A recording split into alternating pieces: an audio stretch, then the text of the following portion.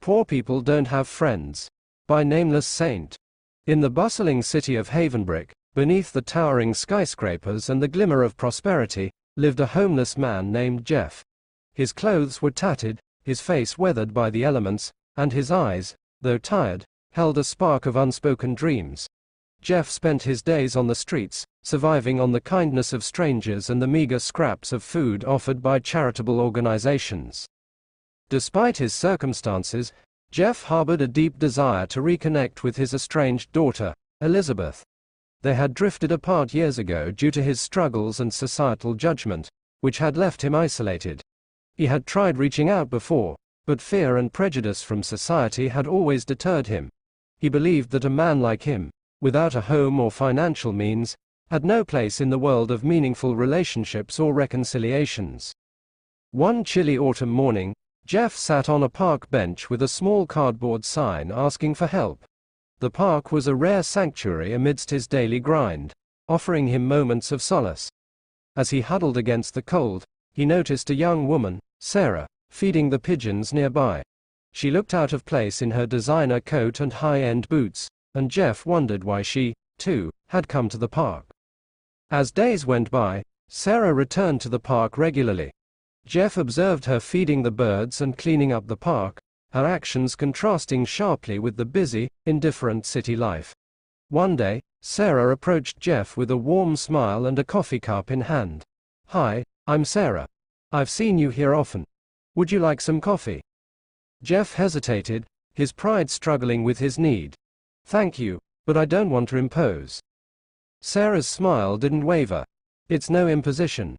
We all need a bit of kindness, don't we?"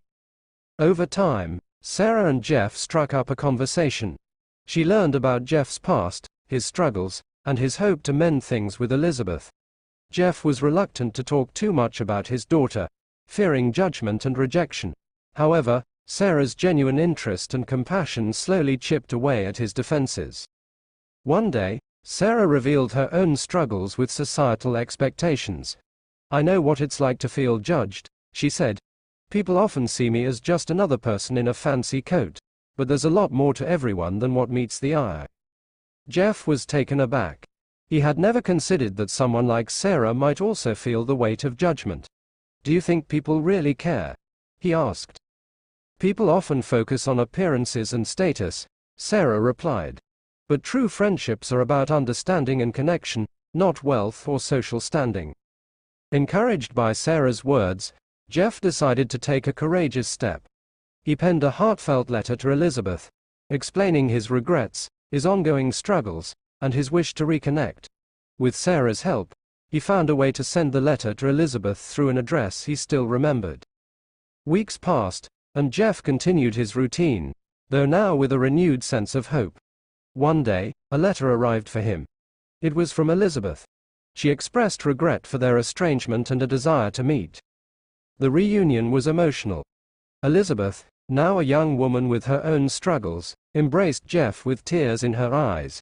She had always wanted to understand her father's journey, but had been too hurt and disconnected to reach out. Jeff and Elizabeth began to rebuild their relationship, navigating through years of lost time and pain. Jeff found solace in knowing that societal judgments had not forever severed their bond. He learned that confronting his fears and defying societal prejudices were possible with the help of genuine connections and understanding. Sarah remained a steadfast friend, supporting Jeff through this challenging time.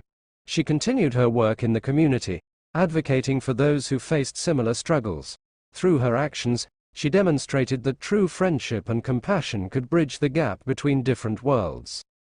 Jeff's story became a testament to the idea that even those deemed as poor or marginalized have the capacity for meaningful relationships and change.